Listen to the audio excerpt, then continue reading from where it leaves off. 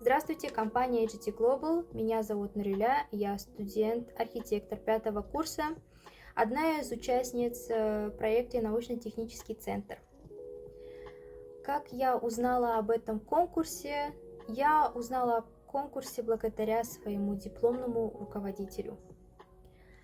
С какими сложностями я столкнулась во время конкурса? Основная сложность, я бы сказала, возникла с проектированием научно-технического центра. Большая работа над проработкой и переделыванием концепта.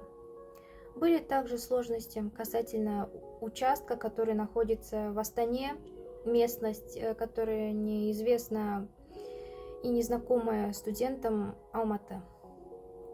Какие моменты мне запомнились больше всего? Особенно мне запомнился последний тренинг по энергоэффективности и зеленой архитектуру. Насколько были полезны тренинги от компании?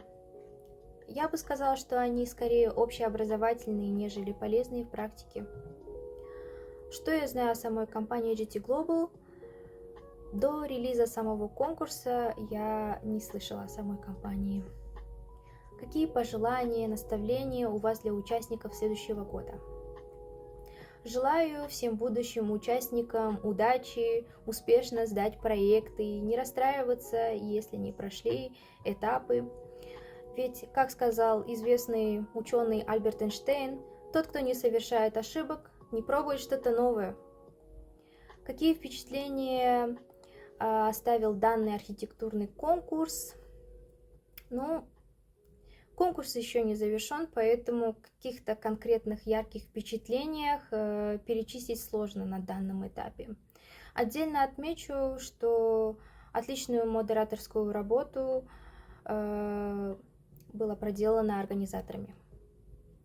Спасибо за ваше внимание. Всем удачи. До свидания.